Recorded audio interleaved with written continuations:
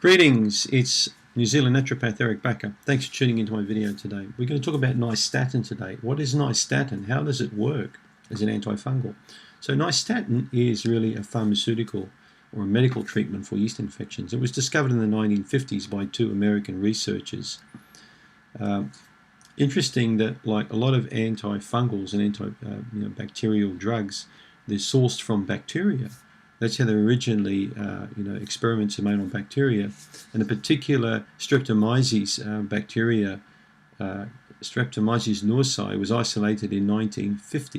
And in 1954, these two lady researchers developed this drug called Nystatin, and it was named after the New York State laboratory, where this drug was originally isolated and then later developed. So I'm not a big fan of Nystatin for many different reasons. Dr. William Crook, who wrote The Yeast Connection in the 1980s, was a fan of Nystatin. And in fact, he even used drugs like Nysarile or stronger kind of drugs like that, and said as long as these drugs are provoking symptoms in people, keep taking them in higher and higher dosages to ensure a good kill with Candida, which is completely contra to the way I work today. I don't really like, creating huge kill things in people because it just pisses a lot of people off. It makes them sick and creates lots of die-off, which you don't want. So Candida works by, Nystatin works basically by disrupting the cell membrane of the yeast. So it opens up and interferes with the cell membrane, allows the contents to spill out, and the immune system can then attack it. It's very effective. There's no doubt about it. It is effective. And it works on various Candida strains.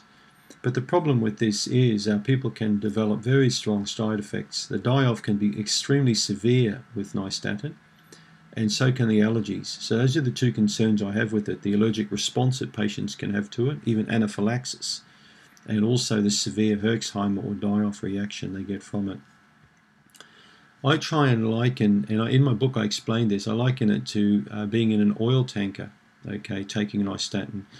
So try and understand this, that let's just say you're in charge of a large oil tanker that weighs, hundreds of thousands of tons, one of those massive big oil tankers, and all of a sudden you're trying to accelerate this ship and go faster and faster.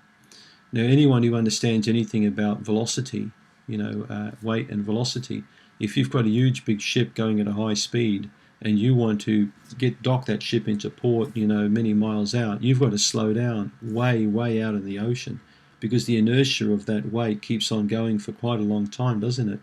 And if you don't slow down, I saw a great YouTube clip of a tanker coming into dock, and it literally demolished the whole dock because the guy hadn't put on the brakes, 6 miles out of port. Okay?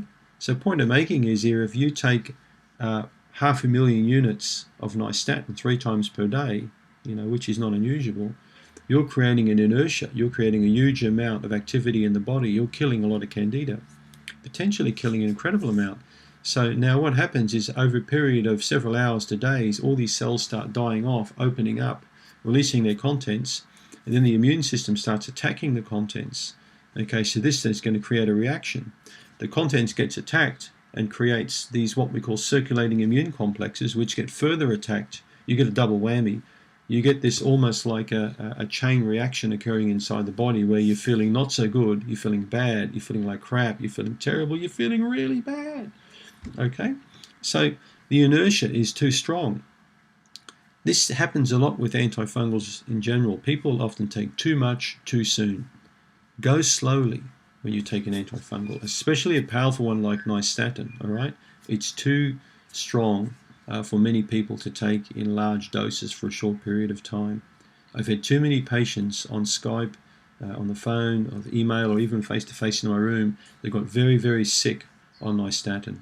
I've had the same with people on Lufenuron, people violently ill, even going to the emergency ward in hospitals with Lufenuron, vomiting and diarrhea and all sorts of things.